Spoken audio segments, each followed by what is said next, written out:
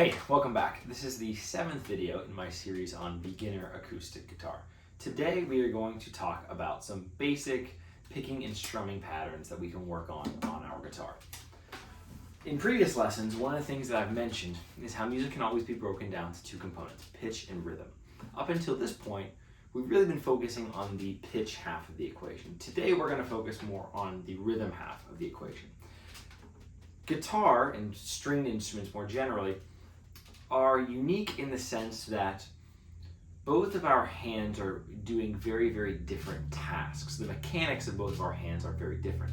What I mean by that is, if we're a piano player, let's say, yes, our left hand and our right hand are playing different things. Our left hand's gonna be playing the bass motion, the lower notes, and our right hand's gonna be playing the higher notes on the piano. But the mechanics are the same. You're playing notes on a piano. With guitar and other stringed instruments, our hands are doing two very, very different tasks. Our left hand on the guitar, if we're a right-handed guitar player, our left hand is taking care of the pitch side of the equation with the fretting of notes for scales and chords, etc. And our right hand is taking care of the rhythm half of the equation. That's where the rhythm comes into play for us. So that's what I want to focus on today. Oftentimes, our right hand can be neglected as a guitar player, and it's just as important, if not, I would probably argue more important than our left hand technique. For a lot of people, this comes a lot quicker, because if you are a right-handed person and you're playing guitar right-handed, your right hand is going to be the one picking or strumming. Now, I'm a little different. I'm left-handed, but I play guitar right-handed. So for me, my right hand was always much, much slower to learn. It's one of those things where, because I've had to clock so much more time into my right hand, just because of where your focus goes, wherever you put that time and energy is generally what's going to be better. So for me, now my right hand can outplay circles around my left hand, just because that's where my attention has had to go for a large portion of my life with the guitar. But most people, if your dominant hand is your picking or strumming hand, that tends to come a lot quicker for most people than their non-dominant position hand. I want to look at two things today: strumming and picking. Just some very, very basic mechanics of both. Let's start with some strumming. So I'm just going to play some open chords up here, some cowboy chords. And I want to talk about some good technique that we can have with our right hand when we're strumming. What we don't want to do when we're strumming guitar is this. Now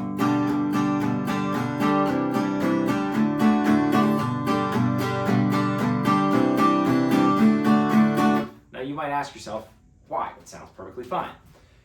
The answer is the reason for that, we don't want to be strumming from our elbow.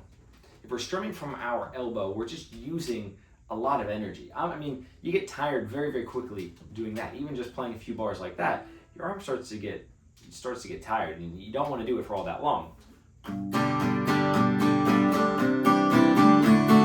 It's also, the range of motion is quite large. In order to go from this low E string to this high string to this high E string, this is how far my arm has to move, which doesn't seem like a lot, but that's a pretty large range of motion. What we want to be doing when we're strumming on the guitar is we want to be using our wrist. So for example, instead of this, we want to be doing this.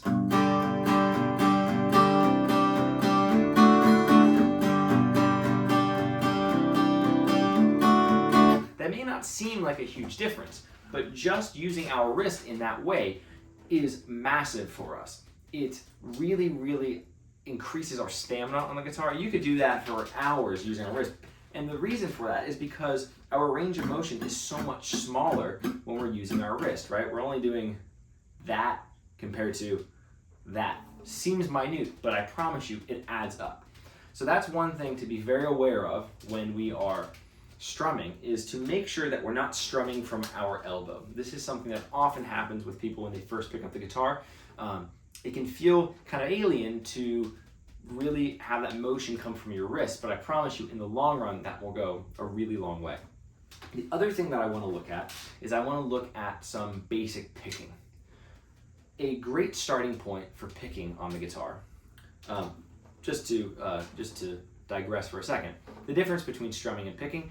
When we talk about strumming, I'm talking about playing oftentimes chords, right? Multiple notes at one time. I'm strumming multiple strings. If I'm picking one individual string, one individual note at a time. So that's just to clarify the distinction between picking and strumming. When we're picking, what we want to be doing as a baseline, a foundation for more complicated movement on the guitar is this. We want to do what's called alternate picking, where we are down picking the string and then we're up picking the string. So down, up, down, up, down, up, down, up, down, up, down, up, down, up, down. That alternating picking goes a very, very long way. So let's take a second and let's contrast that to our strumming. One of the things that you would probably notice, if I'm strumming on the guitar, strumming down sounds very different than strumming up. Because, obviously, when we're strumming down, we're hitting our lowest notes first, our low strings, and when we're strumming up, we're starting with our high strings. So that gives us a very, very different sound. When we're strumming, we need to be very aware of whether we are down strumming or up strumming, right? Downstrokes, upstrokes. We want to make sure that we're cognizant of which one we're doing at a particular time, because it's going to sound different to our ears when we do that. When we're picking individual notes, that distinction is not really there, right? It's much, much, much more minute. Next to impossible to differentiate, right? The difference between this and this. It's very, very, very difficult to hear that difference. So this is where alternate picking is a huge benefit to us. The reason for that is it's just a lot less work for our right hand to take care of. If we're down picking everything, every note that I pick, I have to reset my finger. I've got to go down and then back up to the top of the string, and then down and then back up to the top of the string. So something like that doesn't seem like it would be a lot of work.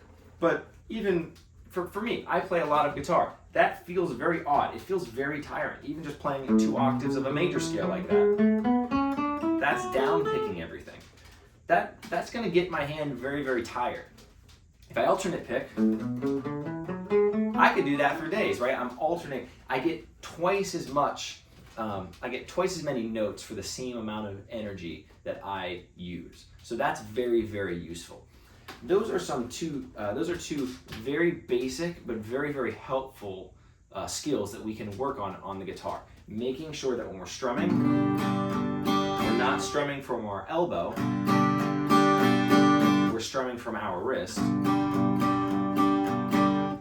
And when we are picking individual notes, that we are alternate picking, down, up, etc. That's very, very helpful. I know these don't seem like massive things to us when we pick up a guitar and practice, but I promise you, these are the small building blocks that if we're very, very aware of them now and aware of forming good habits when we're starting on the guitar, these are going to go a really, really long way. So those are just a couple things that I would practice when you're working on your guitar early on. I hope this was helpful, and I will see you in the next lesson.